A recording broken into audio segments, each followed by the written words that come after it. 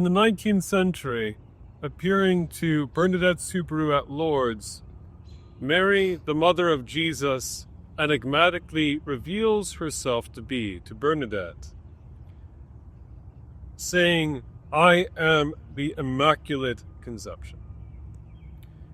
One of the fascinating details of Marian apparitions overall is the different titles by which Mary wishes to be revealed or known. What's curious is that Bernadette asked, "Who are you?"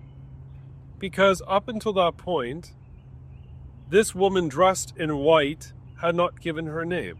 Now, obviously, a woman dressed in white, saying the rosary, pointing to Jesus as Lord. Take your pick, which of the female saints you're talking about. What's curious is the reason why Mary chose to be revealed as the Immaculate Conception to Bernadette. Had Mary simply said, "I am Mary, the Mother of God," well, anyone could have given that answer. Bernadette had been questioned by the local Roman Catholic priest as to the authenticity of these miracles, whether Bernadette was making them up or whether they were real. Now, I would say, given all the miracles at the grotto with the water at Lourdes, France, I think it's pretty clear the reality of what occurred. But the priest wanted theological proof, and he got it because Bernadette, according to tradition, I believe, an illiterate young woman, or at least a woman of no formal theological education beyond the bare minimum, Bernadette would never have known the theological idea of Mary being conceived without the stain of original sin. The idea of Mary being the Immaculate Conception.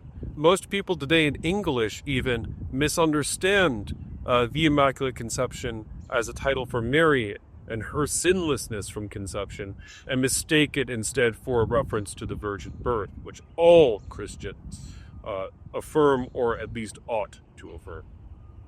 So the fact that Bernadette could say to her priest, she said, "I am the Immaculate Conception," points to the fact that Bernadette encountered a real apparition, given knowledge that she otherwise would not possess. Now, should we believe that Mary is the Immaculate Conception? I just would like those of you who are skeptical of this title of Mary and believe that it's a dangerous accretion to look at what the early Protestant reformers, Calvin, Luther, what Knox, what they had to say about Mary, Ulrich Zwingli. Martin Luther believed that Mary was the Immaculate Conception and conceived without original sin. It's shocking to believe that now, but it's true that Martin Luther affirmed this. It occurred in one of his correspondences. We can, in the future, give a breakdown of those quotations. It's true that Martin Luther believed that Mary remained a perpetual virgin, as did Zwingli, as did Calvin. All of them fundamentally believed that she was not only a perpetual virgin, but that her death was significant. At least many of them believed in her bodily assumption as well.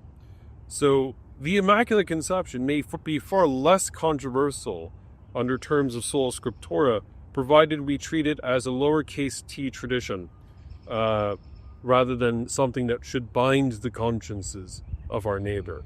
Rome has elevated the doctrine of the Immaculate Conception, an assumption, I believe, to a status of dogma that may have been imprudent when it comes to attempting reunion with Protestant sects.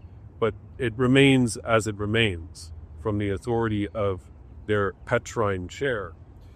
Nevertheless, these are fascinating questions, and they should point to the reality that what occurred at Lourdes is still changing lives and gives us a deeper understanding of who Mary is.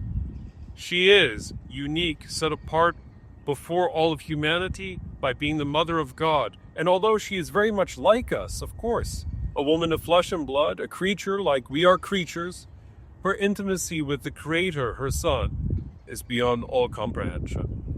May we walk in the model of her fidelity, in the name of the Father, and of the Son, and of the Holy Spirit.